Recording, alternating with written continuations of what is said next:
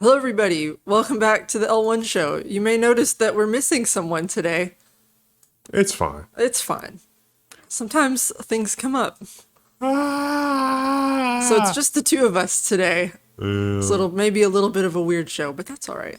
It's fine. The boiler snake might pop up. I'll try to also be the darkness in addition to my usual self. So it's like I'll be the darkness in the stories. I feel like there's kind of a gradient usually. So like Ryan's on the darkest end of the spectrum, you're kind of in the middle, and usually I'm on the brighter side. Though sometimes the darkness We're rubbing creeps off through on too. you, though. Yeah. You know what else is rubbing off on the Supreme Court? Thoughts about AI. The Supreme Court could be about to decide the legal fate of AI search. Are robots responsible for what they say? That's 230, right? Yeah. Falls under that. Yeah, so, It's how they aggregate it. It's the same thing with like search engine. I mean, it really comes down to, are they deliberately promoting this? So this is a court case where the dude was recommended content from terrorists, basically. As sometimes you just stumble across on the internet, but this time it was in AI chat. And it turns out that the algorithm looks for content that people engage with. And so it's like based on the stuff that you engaged with, I'm going to search for similar stuff. And it turns out that pops up. And so just, dear reader, as a mental exercise, anytime something like this comes up with AI, I want you to mentally substitute AI with linear algebra. And so let's reread the headline. Supreme Court could be about to decide the fate of linear algebra search, as in using linear algebra in the algorithm. And when you think about it in those terms, it becomes a much less intimidating and much less wrong. It's like, can robots be responsible for recommending something? And it's like, well, Because it's just a robot that's aggregating Yeah. other content. the algorithm is like, okay, based on some parameters, you do a search. So if you go to, think of it in very basic terms. If you do a Google search with keywords, you go to Google and take all the AI and everything out of it. Think to the beginning of search engines. I want to search for content that contains the word foo. I put in foo and it tells me what's there based on foo. But now what you're searching for is a much more complicated profile. The search engine already knows some things about you. If I go to a search engine, chances are most of the time I'm searching for something technical. I'm not searching for recipes or books Or plants. Plants. We have totally different search histories. Yeah, and so when I type in something that could be ambiguous, the search engine disambiguates it based on whatever profile it thinks that I have. And so that's kind of how the YouTube recommendation algorithm Kind of works. It Kinda doesn't really works. work very well anymore. But the algorithm knows that Ryan really likes Claire Saffitz, and so it's going to find similar content and recommend that. I logged into our YouTube account earlier today. Have you been looking up like aquarium stuff? Because there were a bunch of recommendations for aquariums. No, Or not a bunch, but like 2 or 3. one of our editors has a goldfish that has outgrown their tank. Oh, and I bet they looked it up and they were like, oh, I was like, had Wendell been looking at getting a fish? That's not like him. Nope.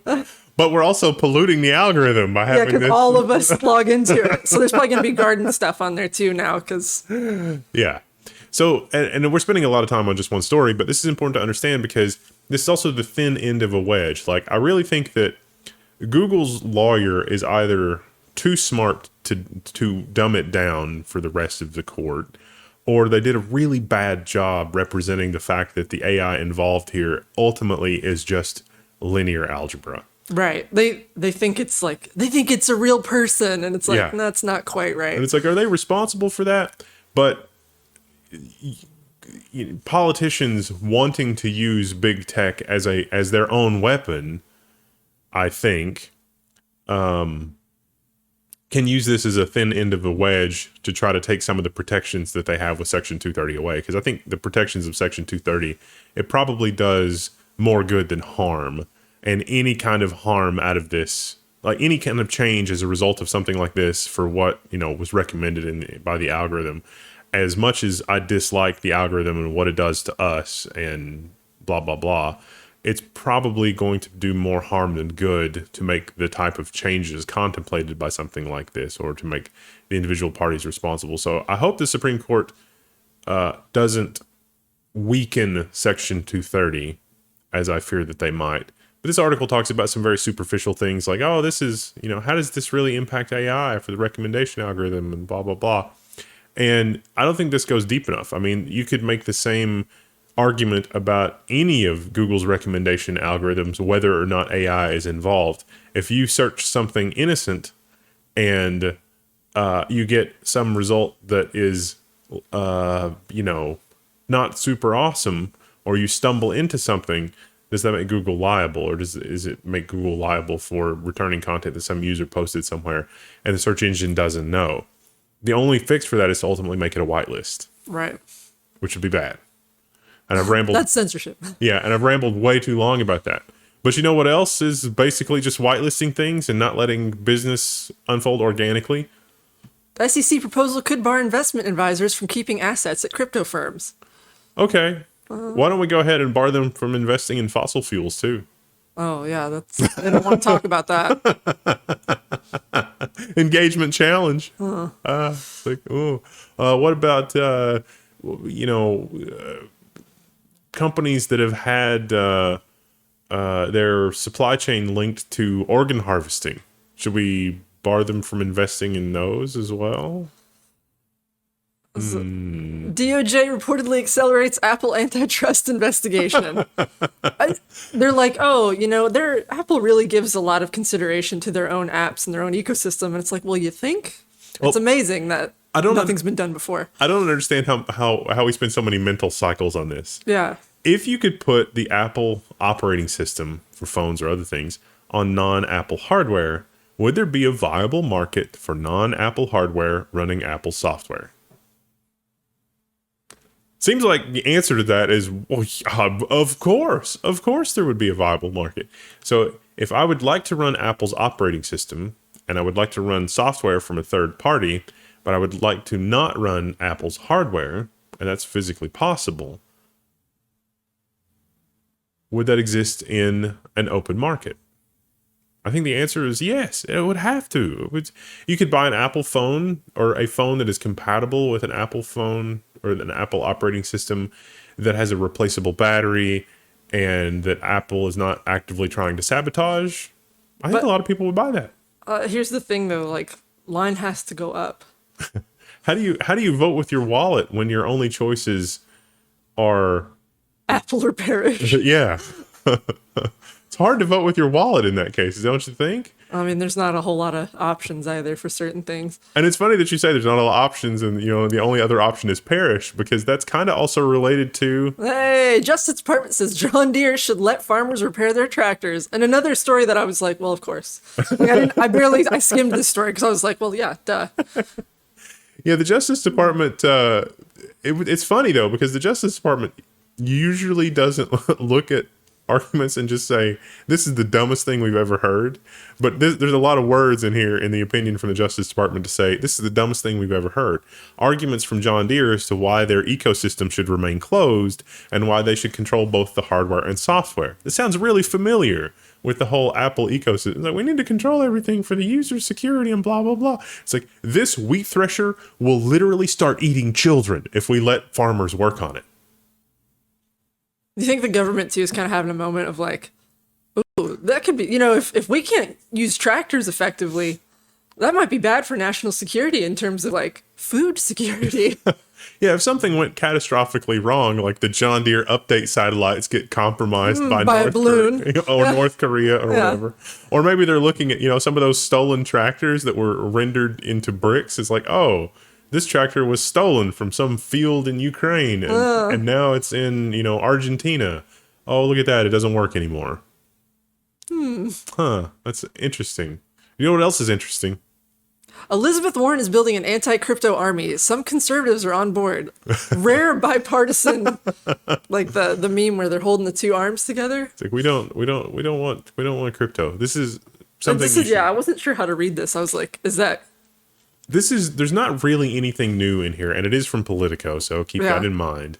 But it's like, we have multiple senators who would probably filibuster something like this, Blockchain Association CEO Kristen Smith said. But gone are the days of FTX. Gone are the days of Larry David saying, but it turns out Larry David was right. He was right. I'm of course talking about the FTX commercial. Everybody always remembers, was it Matt Damon's? Matt Damon, Yeah. but the Larry David commercial was also really That was funny. only a year ago because the Super Bowl Yeah. just happened. Yeah. So like literally just a year ago.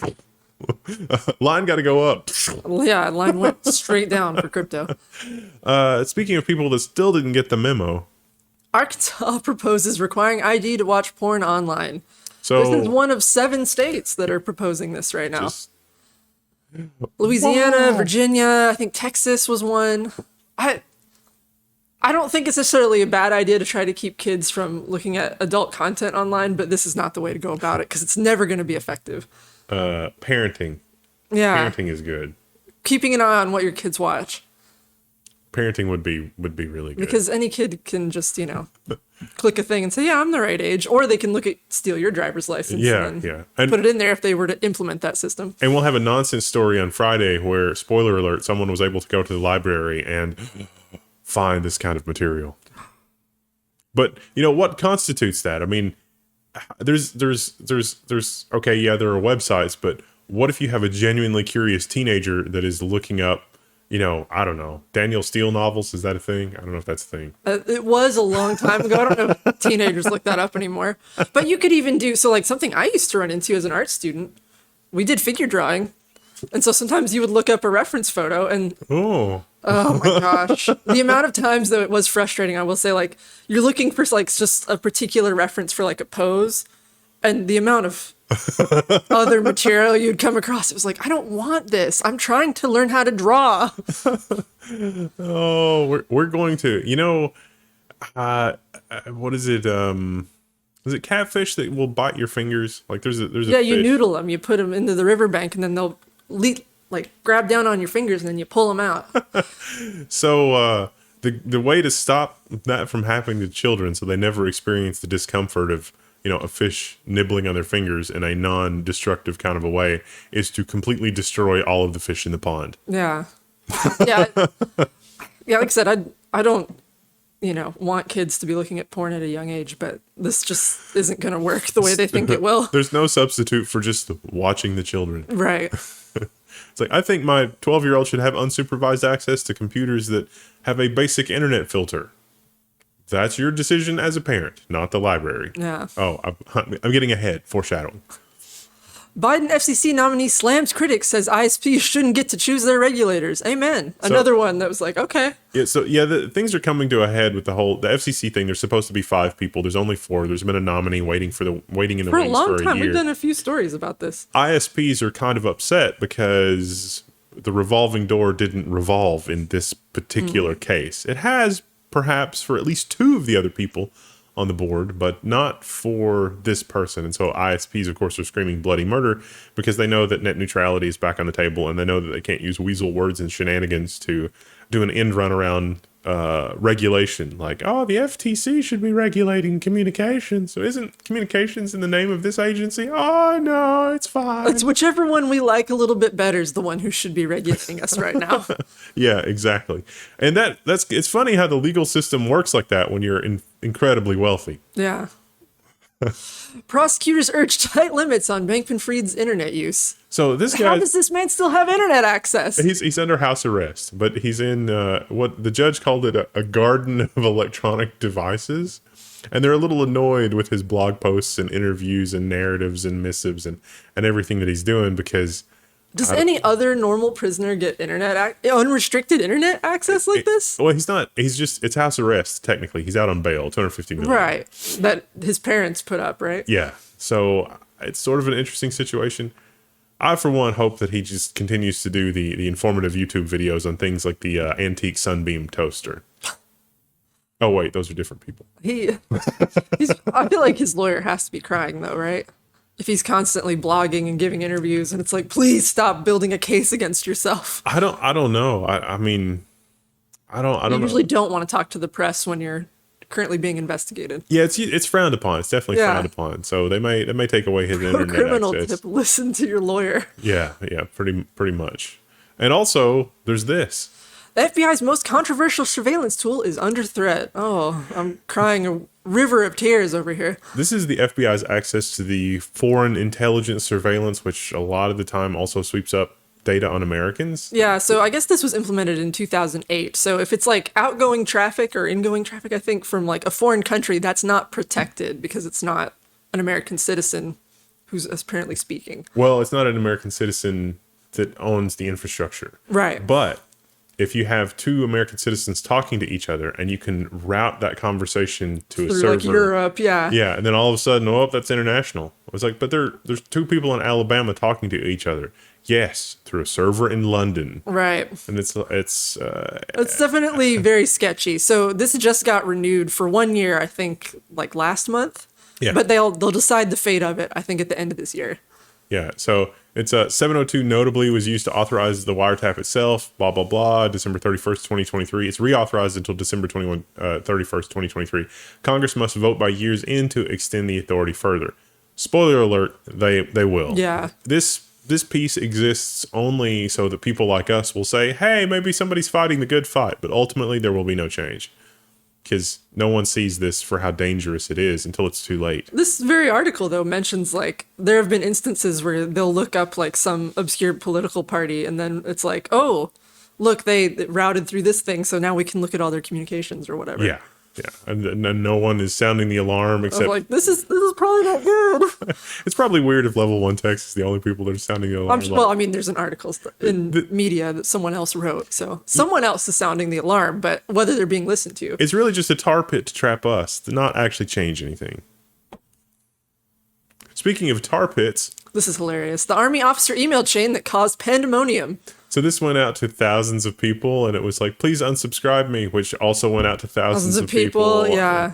And then people in all caps saying, I don't appreciate this. This was a lot of reply alls. Yeah, losing their mind. So it's like. There was a series of memes, too. There was one, my favorite one that I saw when I was reading this article was one guy being like, I'm not even in the Army anymore. I just have this email account, and it's spamming me all day. Spoiler alert, when that happens to you, maybe don't be part of the problem. And hit reply all, or even reply. You don't know what's going to happen. Or just mute the thread, like if it's bothering you that much. Well, most people don't know how to do that. Yeah. So you can just, it's like, hey, don't do anything, and the problem will go away. Some people understand that. Some people don't. Had that happen a few times on the W3C mailing list, and it was shocking how many people didn't realize, just stop. Right. I can see that like the first one or two people being like, hey, this is responding to everybody, and it's like, oh, there's an error. And then you just don't reply because someone's probably going to fix it at that point. But yeah, repeatedly responding to it, that's our top brass. Yeah. And they've been busy, what with the balloons and all. Yeah. U.S. sanctions 6 Chinese tech companies for supporting spy balloon programs. So we can recover some of the wreckage, and it's like, all right, who made this stuff? It's like, how did they get that? And then there have been some investigations. Yeah. CNBC has an article about that, but yeah, fun times. I think one of them was an American company as well. Yeah, that had sold them parts. The firms will join a growing list of companies based in China that the U.S. says pose a serious threat to national security. China also immediately sanctioned Lockheed Martin, I think, and a couple others. And I was like, were they not already sanctioned? I was kind of surprised that China wasn't already kind of angry at them. But well, it turns out American businesses like to sell things to anybody who has money. That's capitalism. And we'll have some funny stories later about how some of the balloons they shot down, definitely not spy balloons. Probably not even international. RIP. Yeah. And in other news, similar to the whole going online ID card. Senator Josh Hawley wants to create a legal age to be allowed on social media. Okay. Again, how do you... Not a bad idea in theory. How do you actually implement it without also limiting everybody's freedoms? You have to have a credit card in order to have... Yeah. But what if you have bad credit and then you can't get online to submit applications for stuff? Or? I definitely think 13-year-olds are not entitled to free speech. That's what Ryan would say. Wow. Oh, there you go. Yeah, you got to get your Ryan thing in. It kind of makes sense. I mean, if you...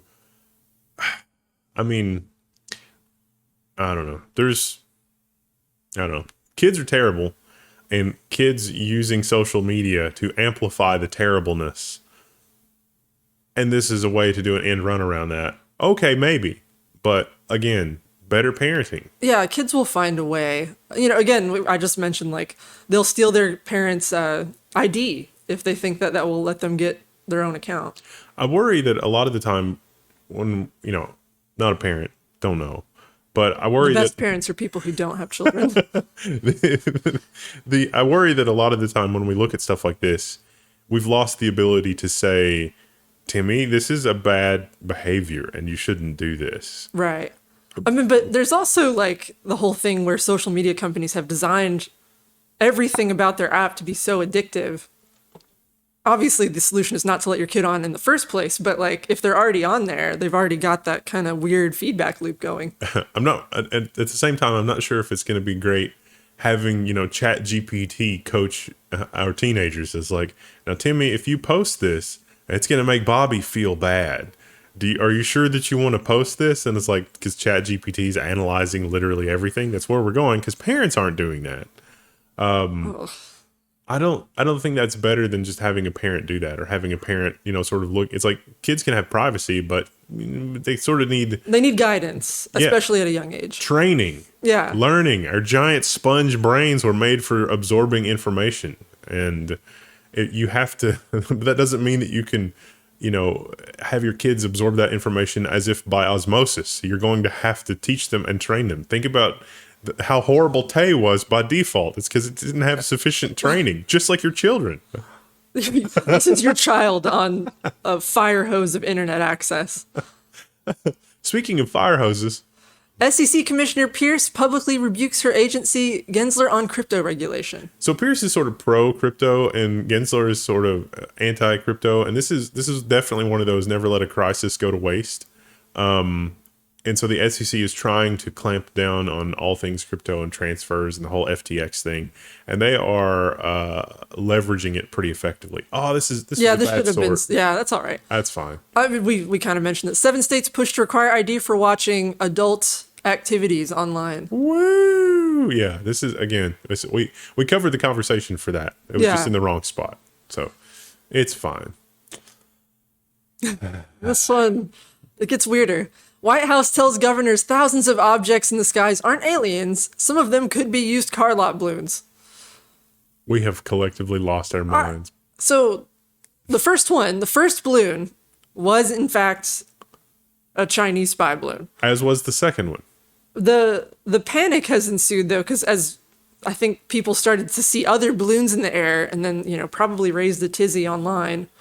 And then it was like, well, crap, now we got to shoot them down or they'll think we're not doing anything. So it's just theater. More importantly, at least one of the Pico balloons that was shot down, the amateur radio, not a very large balloon. I think that one was the one that was described as being the size of a sedan, but... Didn't they miss it the first time too? Because it's this small. Yeah, it's probably actually more like the size of a smart car. Maybe smaller. One of those cars that when you're like driving and you're like, ooh, look, a free parking spot, but not really because it's just that one little tiny car. And I realize a weather balloon inflates to a larger size once it gets higher, but these are not they, at least the one that the school launched. So yeah, I'm not sure. But also another not fabulous we didn't sort. sort really this week, so it's fine. I might have thought these were already sorted, but it's fine. They're kind of sorted. They're sort of sorted. They're sorted regionally, by region. but not by topic. 11 states consider right to repair for farming equipment. So 11 states are looking at the DOJ thing, and it's like, yeah, these arguments from John Deere don't make any sense. On what sort of crazy moon would this even... it's the wheat thresher is going to get a thirst for the blood of children? Yeah. That doesn't make sense. And again, food security is national security.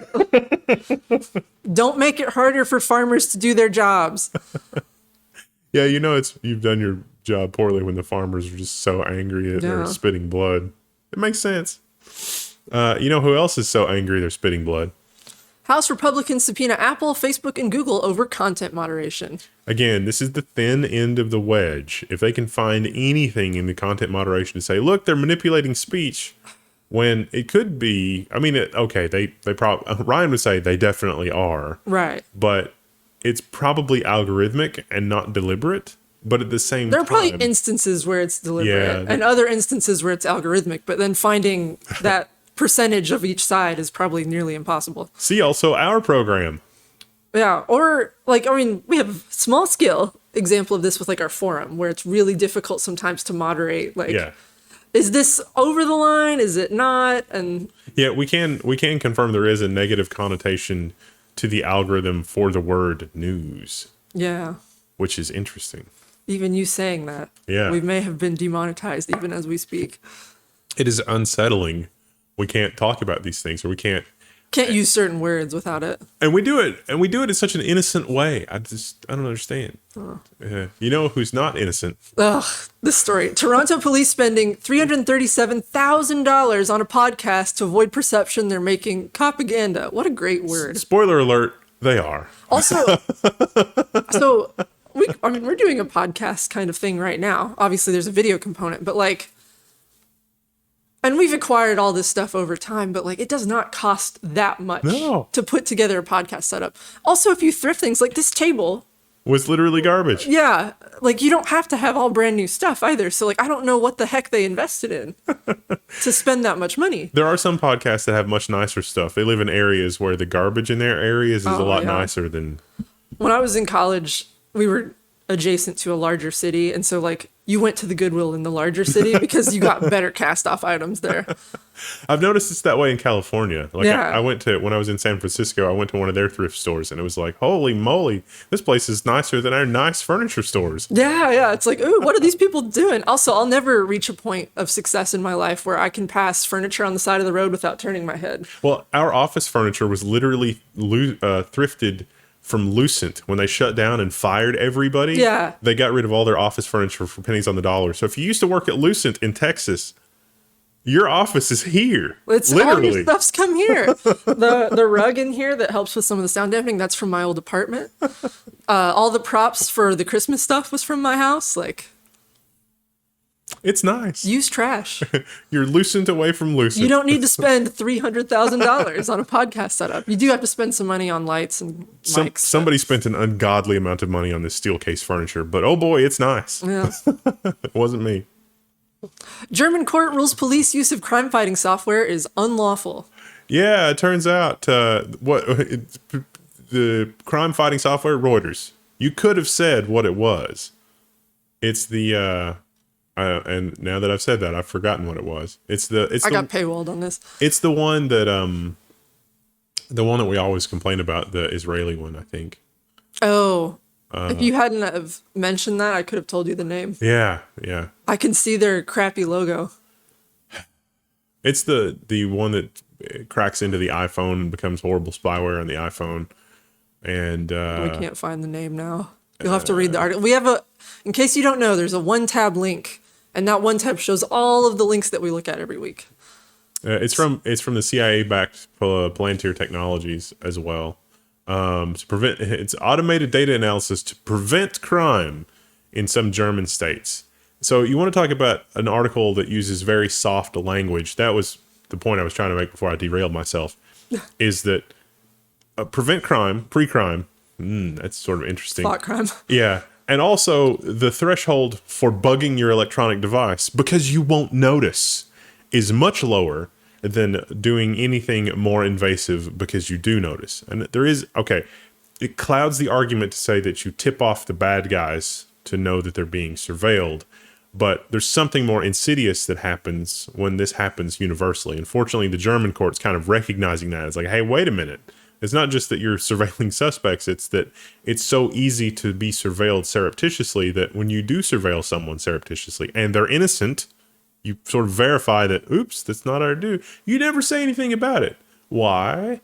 Because there would be outcry and court cases like this one. Yeah, people would be upset. People don't like to be surveilled. You'd be asked not to do that anymore. So if you're doing something that you will probably be asked not to do if a lot of people know about it until it's too late, you're probably part of the problem. How is this? Why does citizenry not understanding this is what's happening is a big problem? Yeah. And our technology should tell us. We should be able to trust. And if I could run the Apple operating system on non-Apple hardware, there would probably be enough gearheads that would tell me that and say, oh yes, by the way, the radio is on fire and running your battery down. And that is why it is doing what it is doing. It's pretty easy to spot that. It's like, oh, your phone has been surreptitiously you've got a warrant or whatever on your phone, and they're tracking everything. And it's like, well, that explains why the battery's down and the microphone's on all the time.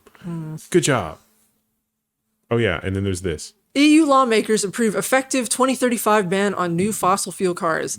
I feel like this kind of legislation gets kicked around. Last date that I heard this kind of thing, they were all like, oh, 2025. And then they push it back another 10 years. Yeah, I don't,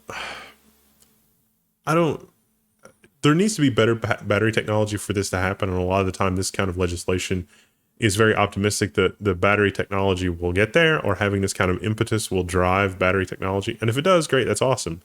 There really are a lot of parallels here, though, to phasing out like leaded gasoline, which still exists for aviation and still exists for cars, but doesn't exist to the extent for cars that it once did. So that's maybe good. Right. So maybe this will work out something similar.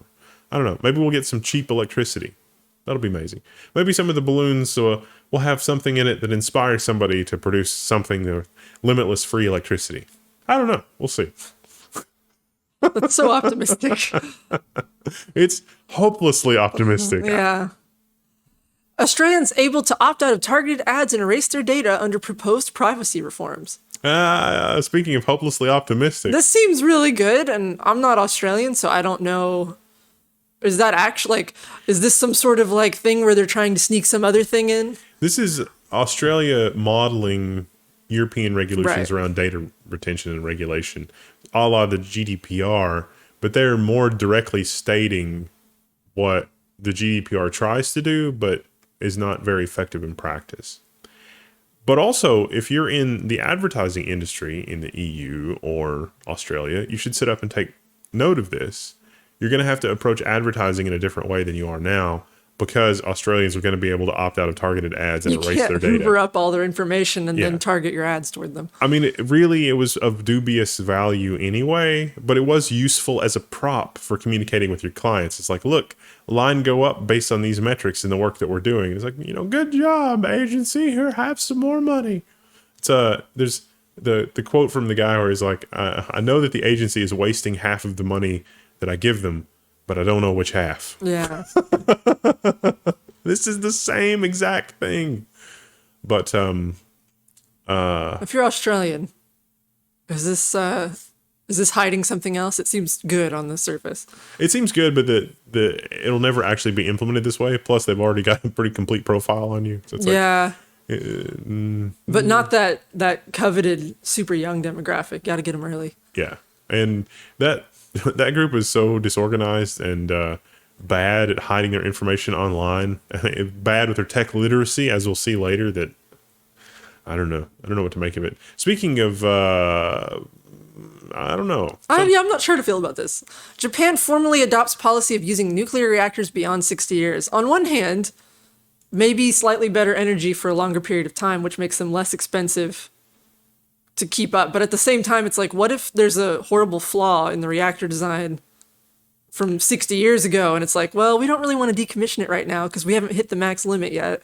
We really need to be building, it would solve everybody's problems. Sorry, people in Africa. If we built the new reactor designs in Africa, that way, if something went catastrophically wrong, that's terrible. It's in Africa. Was that a Ryan comment? Yeah. But because it was in Africa, but also we could test the new designs and then build them here. Maybe we should test them on the moon. Ooh, someone should get Elon Musk super into nuclear reactors and he can build them on the Mars. We'll accidentally discover a reactor flaw that only affects the reactor when it's built on Earth gravity and not moon gravity. Yeah. That's fun. Ryan included this story, but this seems just like a Me Too. Beijing to support key firms in building ChatGPT-like AI. They're all racing toward it now, right? Google's also doing the same thing. Yeah, but see, I don't understand. Like Google, with their core mission, as good as it is for search and inventing MapReduce, just seems like they want on the hype train. And right. They want investor capital. Well, because the average consumer expects ChatGPT to change their life for interactivity, Google is saying, oh yeah, we need to do that. They already had Lambda, but they're not releasing Lambda. They're not releasing other products. Google's gotten... Somebody that I follow likened Google to IBM at one of IBM's peaks in the 80s and 90s. Like IBM was doing some really amazing stuff, but they were so scared to death of legal implications and so scared to death of litigation that they were just kind of paralyzed.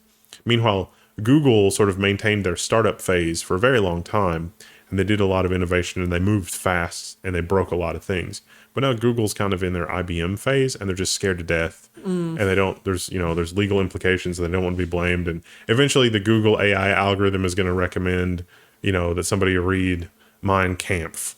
And then all of a sudden, everything comes down crashing around them. Look how insane the restrictions are around just the algorithm on this platform.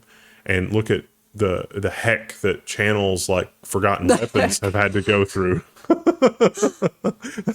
We're very meta on this program. There's a lot of fun undertones if you're paying attention to all the different levels of things. Speaking of all the different levels of things. Breaking. Subsea cable wars heat up as China nixes crucial project. They're not going to invest in more undersea cable. Dun, dun, dun, dun, dun, There's a dun. cool map on here. I was like, wow, that would be an impressive project. Look at that. They had a 20% stake, but I don't think it's going to be much of a problem for the other partners to make that up or to seek another partner. So this cable, you could break off of this cable and connect everything to everything else. But this would be a very low latency communication platform, which is awesome. So yeah, but China's pulled out. Like, in some ways, is that necessarily a bad thing if they had their own communication? Like everyone else had their own communication channel that China wasn't involved in. Yeah, maybe. As things get weirder. And as things get weirder, those green lasers, the green lasers surveying stuff off the coast of Hawaii, and then the green lasers here. Philippines says China ship used laser against the Coast Guard. They blinded temporarily several people on the ship. Yeah. Who this was used against. So, but is this some sort of sensor? Was this a PSYOP? Was this a rangefinder? You can use lasers for a lot of different things. You can figure out if nuclear reactions are happening by looking at stuff that happens to the photons that have bounced back in a laser off of the side of something, which is interesting.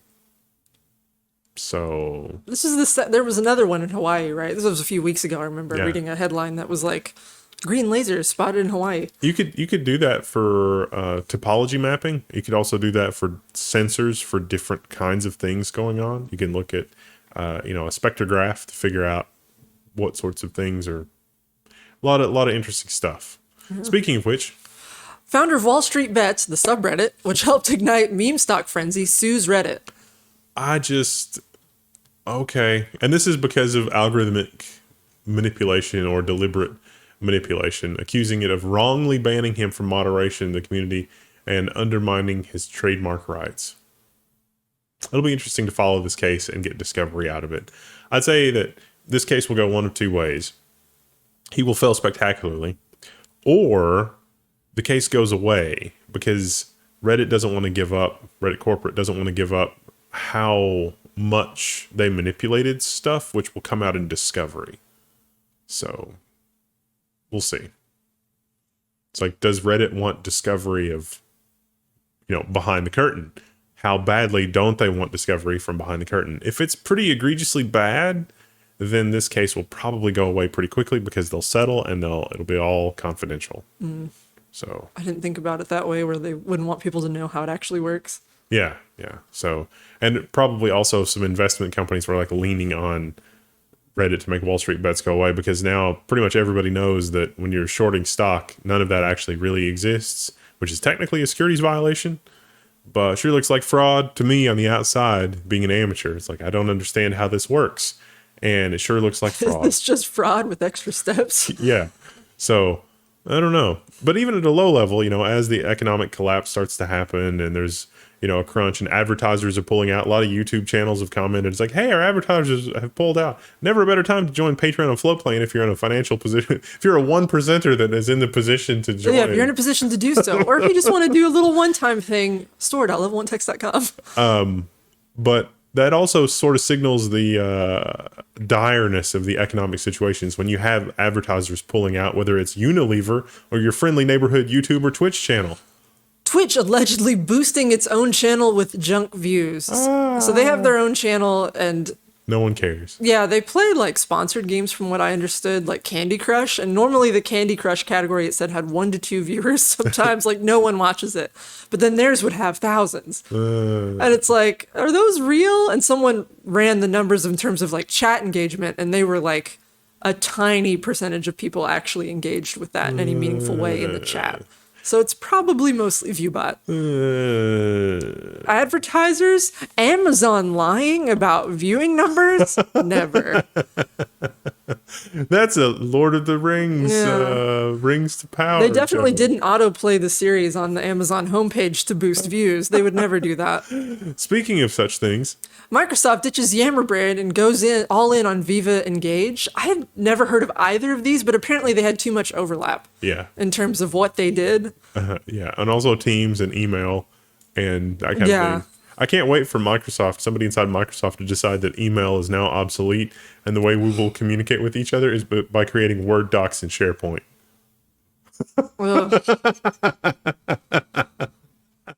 I mean, you could do it, but it would be awful. It would be not. Well, the other day, Teams, once again, being the bane of my existence, someone in our office was like, hey, can you send me this documentation for something? And I was like, oh, yeah, I'll send you that document. I tried to send it in Teams because that's where she asked me for it. And it was just like, no, I'm not going to upload that Word doc. So I had to send it through email because Teams decided it wasn't going to attach anything right now. And it's a good thing you send it through email, because in 3 months from now, when they're like, I didn't get that, you go to your email and you look for it, and it'll be there, yeah. It's like, that's weird. Well, it was someone internal. So Well, it's not a big no, deal, I mean, but- if you had sent it, it's like you go and you look in your email because you remember sending it, but you don't remember how. And you look in your email, it's like, no, I guess I hallucinated that. Fun times. And remember the video about the viral videos about dudes licking sushi and then putting it back on the sushi conveyor belt? That's why we can't have nice things. Japan sushi chains rush to ensure food safety after viral stunts. This whole website would not load for me this week. This is amazing. I had no idea. I should have invented a little RFID sticker with one of those button cell batteries, so that if you pick up a plate and then you put it back down on the conveyor belt, it's like one of those anti-theft alarms, like the so you have to pick it, and then when you don't set it on the conveyor belt and you just set it on your table, that's fine. But if you put the plate back on the conveyor belt after just lifting it off, I think that's the whole thing, though, in these restaurants. It's like you put your empty plate back on the belt and then someone picks it up and cleans it. no, I think that the people will have to come around and get the empty plates, because otherwise the alarm's going But off. then we have to hire people, spend money on staff. No. Yeah. Sorry. It's still marginally less expensive than my inexpensive RFID tags, so that do a thing. Anyway, speaking of things that did not go according to plan. The Mastodon bump is now a slump. I don't know anybody who's stuck with Mastodon, but I don't spend a lot of time on social, so. People left Twitter, and I don't know. Jason Scott, the internet archivist, predicted that Twitter would be for sale or on the auction block by May. It'll be interesting to see. That'd be interesting. Yeah, that's a bold prediction, but I'm interested to see if He's it been pans right. out. He called Stadia within months. Like he bought, I think it was like Stadia Countdown, and it was a countdown to when they were going to cancel Stadia, and it was shockingly accurate. That would be interesting. It's like, this is not going to work, and Google is not going to support it when it's not working, and so it's only going to live this long. And he was right. He might have seen a thing or two. I mean, Twitter, they've kind of been going down the toilet, like spiraling for a little while. They're not paying for their offices. Like, they have lawsuits out the ears. I wonder, Advertisers though, are already skittish for any social media content. Well, no, I mean just anything because of the economic conditions. Oh, yeah. To say that nothing too. of a controversial figure. I wonder if Musk's pride will allow him to sell it that soon, or if he'll keep trying for a little longer. And, you know, come to think of it, there's a couple of web properties that I have to deal with. There's 3 that I can think of off the top of my head that get a substantial amount of traffic, paid and otherwise, from Twitter. And the quality of that traffic has declined precipitously over the last 3 or 4 months. Didn't they mess up their API or something too? Yeah. And everyone was really upset about that. Yeah, so it seems like a mess. You know what else is a mess? Oh, why Wikipedia is so tough on Bigfoot. This is kind of a fun story. I just included it for funsies. Bigfoot is, okay, it makes sense because Wikipedia, remember when we were in college, it was don't use Wikipedia as a source. Because anyone can edit it. Yeah. And so they're still a little sensitive to that. And so talking about things like Bigfoot, they don't want to do it because somebody could pull up a cryptozoology Bigfoot article and say, see, this is why you don't want to listen. Yeah, they said the reason that they struggle with moderating that page is because a lot of the sources that get posted are kind of dubious. So like I went to the Wikipedia article page after I read this article, and there's a lot of claims where it's like, this is dubious. Here's what people say. Here's what mainstream science thinks. But is it possible? I want to believe. Like, engagement challenge, is Wikipedia better than Britannica at this point? And if you're in Britannica, what about Microsoft and Carta? Where does that factor into the conversation? I mean, at one point, Britannica was so insane that you could have a door-to-door, you could earn a living as a door-to-door encyclopedia salesman selling Britannica. And now, I don't. no, Yeah. and now it's just Wikipedia. How do you? I like Wikipedia. Oh no, Wikipedia. Even if they don't believe in Bigfoot, I believe in Wikipedia. Wikipedia killed encyclopedias. Oh. You know what's killing online shopping though? Instagram is killing live shopping in March. Will focus on ads instead. So they added a feature where I don't have Instagram, but like if you saw a product in someone's video, you could click on it and buy it instantly. And I guess that's not actually working out as well as they thought. People don't shop that way, at least not in the US. In China, apparently that's very common. Yeah, I think this must be a convenience problem because it's a good idea. Yeah. And obviously the people that are really engaged with Instagram, like Instagram influencers, are making money because they're doing their own brand deals. Right. And so it seems weird that Meta would walk away from that and not just try to do it better. So I have a feeling we'll see this in some other form in 6 months or a year once they figure it out. Yeah. Maybe, I don't know. I wonder why that's so different though. Maybe too, the article suggested it was because of pandemic shopping habits where like everyone was shopping online for a while. And then as things reopened, they went back to shopping in person. But yeah. Well, as we've been working on stuff here in the Level 1 studio and stuff, I've been looking for, like, our camera there has a quick release plate on it, but it's kind of fiddly and it's a little bit of a pain. And that's true of every one I've ever used. And it's a ball head. And so I've been trying different ones over the last 6 months because if I can find a good one, I want to put the same thing on all of the places where we have a camera to make it easy to move cameras between different places. And so I could see an Instagram influencer. It's like, here is like a legit camera quick release plate where the lever will clear the slide plate for a fluid head and it'll work on a ball head and it'll do this and that and the other. And like the Arca plates come close and the clones of like the Arca plates come close. But ultimately there's some catastrophic problem with it. Like the lever interferes with the battery door on the camera, or the lever comes off the wrong side, or the lever gets bound up when you use it on a plate for a quick release head because it doesn't have a millimeter of clearance or whatever. And so I could see it if there's an influencer that's like, hey, check out this amazing thing that I found. Here's my Amazon affiliate link, that they would get, thousands or tens of thousands of dollars in commissions of sales of that, showing something that solves a very specific problem. Because a lot of the time people don't, like, you can't, like, if you look at pictures of those things, they never show it installed on anything. And this is just a fundamental problem with understanding products. But also sometimes people buying the products, like the long tail of that kind of stuff is that no one really documents how that product is going to be used, except for a few crazy people. You want that use case information. That's what I want about everything that I ever buy. I'm like, what's your use case for this? And so I could see that for those people, Instagram will always be profitable, but there's not really a way for Meta to insert itself into that commercial transaction without running afoul of, interstate commerce laws, probably. So I could see that this is probably, I think it actually is a much easier problem to solve, but I think that Meta and other companies like that are not thinking about it in those terms. Plus also most of the products for that kind of stuff is garbage. Even like the $80, like the 3-legged thing, quick release Arca plate thing, they don't consider these kinds of things. They machine 1 millimeter off the bottom of the slide for that, but they don't for the lever. So obviously, even those kind of companies are not putting that much thought into it. And so when you do that kind of a deep dive, like super ASPE analysis of a couple of blocks of aluminum, and it's like, even though it's $80, they still didn't consider the little details for that kind of thing. It's like, okay. Yeah. I recently watched a video from a guy. I watch his vlogs almost every day. He did a series of tests for a mic. So him and his friends do like outdoor hiking videos. So they have a very specific use case for what they need in a mic.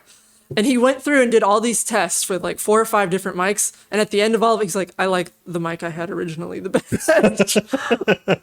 I was like, oh yeah, I've been there. Yeah, yeah. The microphones that we have for like not these broadcast microphones, but the microphones that we have, that I like the best is the clone of the Sheps mic. We remember we spent thousands of dollars on the Sheps mics. We've tested a lot of mics over the last like 6 or 7 years. And those Sheps mics were amazing.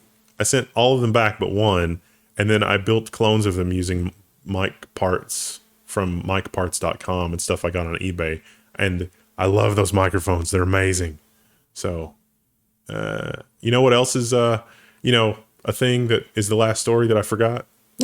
Meta found a leaker who shared details about its unannounced VR headsets with a YouTuber. That's where I was going with that, with the whole influencer sharing products, blah, blah, blah. And it's like, oh, yes, We kind of get off the rails too soon a lot in this program. This looks like an ad campaign, though.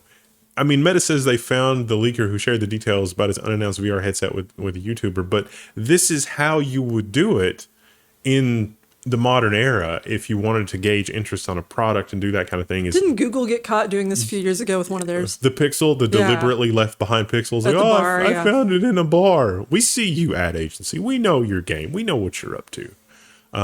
That's what this feels like. This feels exactly like that. I think they mentioned too in this article, this guy wasn't fired. Maybe I misread that, but they're like, usually if someone gets like a leaker is found and it's a legitimate leak, the person will be fired publicly, so that it makes like a lesson of them. Yeah, and on Apple would do that and probably also sue them because Apple. But that's not what happened here. So I have a feeling this was just to gauge interest. Maybe, some shareholders over Mark Zuckerberg were like, hey, let's see if this is legit. And then when there was a negative reaction, it's like, okay, we need to find a way to get Mark out because he's just running the company into the ground. Something like that. I don't know. Yeah, there's a deeper game being played here, and I'm not sure what it is. Probably just advertising. Just line go up. All right. Even without Ryan, we managed to make it to 51 minutes. Hell yeah. So next up, we've got business and then algorithm. Next up, we've got business and then... Was it security? Security, I think, yeah. Okay. And then we got 2 different... We got SADs and non-SADs, nonsense. I liked that subcategorization this week. A lot of... We're gonna try to put more non-SADs nonsense so we can laugh and be happy and go out on a happy note. I also try to find happy stories for the main news, but unfortunately for tech stuff, there's not always a lot of happy news. We need happiness, but there needs to be more happiness in the world. It's cool. We can all commiserate about the non-happiness together, though, and that maybe perhaps is a derivative of unhappiness that produces happiness. So there you go. Anyway, we'll see you guys, or not next week, but next time. Bye!